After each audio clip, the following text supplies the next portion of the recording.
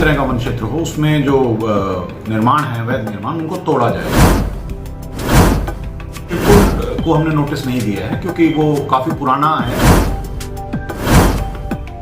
एक बार सर्वे पूरा हो जाएगा तो उसके बाद ही उच्च अधिकारियों से बात करके जो भी आगे कार्रवाई होगी।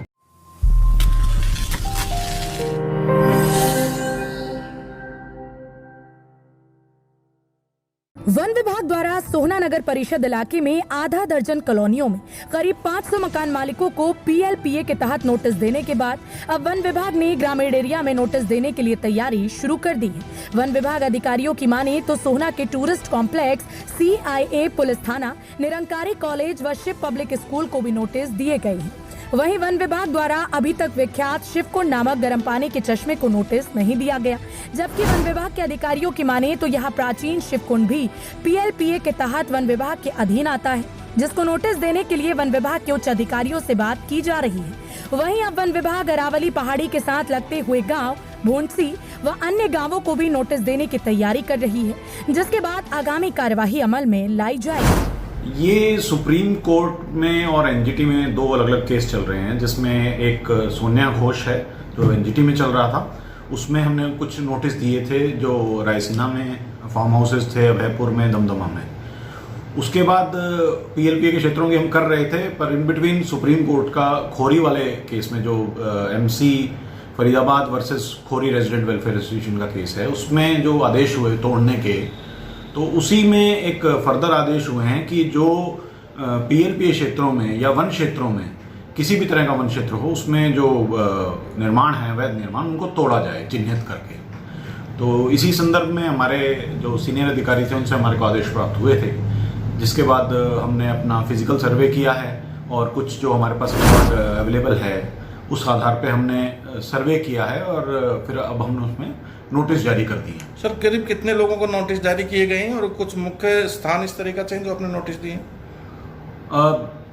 तकरीबन 400 से ऊपर नोटिस जारी हो चुके हैं और अभी कुछ स्थानों पर सर्वे का काम बाकी भी है। कुछ गांवों में जैसे भौंडसी है, गैरपुर बास है, उसमें भी कुछ एरिया ऐसे लग रहे हैं कि जहाँ अवैध निर्माण हो रखा है सेक्शन 4-5 के उस पर।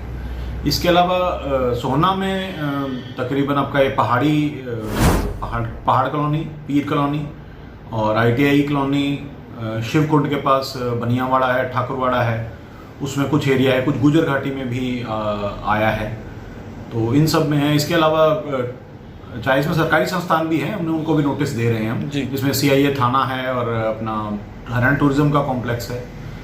तो शिक्षण संस्थान भी कुछ हैं जिनको आपने नोटिस दिए? हाँ, इसमें कुछ एक शिव पब्लिक स्कूल का थोड़ा हिस्सा आ रहा है और थोड़ा कुछ तकरीबन इसका निरंकारी कॉलेज का भी कुछ हिस्सा है सोना वाले का। वन विभाग अधिकारी अनिल कुमार से जब इस बारे में बात की गई और पूछा गया कि वन विभाग द्वारा उन लोगों को भी PLPA के तहत नोटिस दिए गए हैं जिन लोगों ने उस समय अपने मकानों का निर्माण किया था, जिस समय साल 1995 में उक्त जमीन से वन विभाग का कार्यकाल खत्म हो गया था और दोबारा से उक्त जमीन को साल 2004 में रिन्यू किया गया था। इस दौरान लोगों को मकान बनाने के लिए सरकार द्वारा NOC भी जारी की गई थी। जिस सवाल का जवाब देते हुए वन राज्य अधिकारी ने बताया कि जो NOC जारी की गई थी वह जिला योजनाकार विभाग द्वारा जारी कर दी गई थी, जिनके बारे में तो जिला योजनाकार विभाग ही ज्यादा बता सकता है कि आखिर उन्होंने किस आधार पर NOC जारी की। तो क्या कहा गया जी नोटिसों में? नोटिसों में यही कहा गया है, हमने उनको यही निर्देश दिए हैं कि भाई अगर जो आपका अवैध कब्जा है इसको आप हटा लें और यदि आपके पास कोई सरकार से या हमारे विभाग से कोई अनुमति है इस बारे में तो वो आप हमारे को दिखा सकते हैं। अगर ऐसा कुछ है तो हम उन निर्माणों को नहीं तोड़ेंगे। तो कोई टाइम बाउंड किया जी इसका आपने? हाँ, अभी 7 दिनों का दिया है और उसमें कुछ 1-2 लोगों के जवाब भी आए हैं, 4-5 लोगों के अलग अलग उस एरिया से।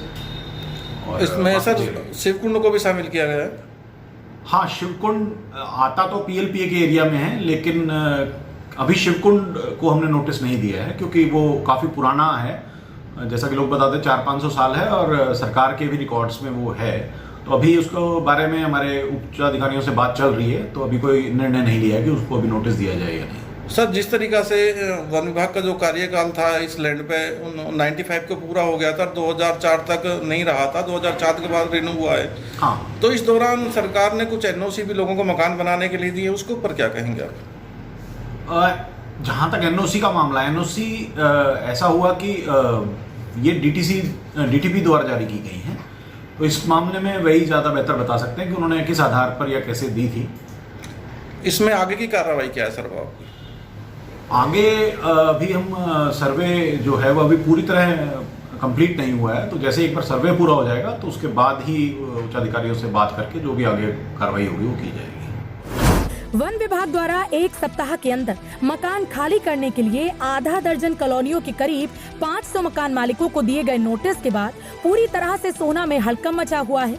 लोगों का गुस्सा सरकार व वन विभाग के प्रति व्याप्त है, जिसे लेकर सोहना में लगातार बैठक और पंचायतों का दौर जारी है, जहां पर लोग सरकार व वन विभाग की लापरवाही की बात कहकर किसी भी सूरत में मकान नहीं तोड़े जाने की बात कह रही हैं। लेकिन देखना इस बात का होगा कि क्या लोग विरोध जताकर अपने अपने आशियानों को बचा पाएंगे या फिर खोरी गांव की तरह लोग बेघर हो जाएंगे।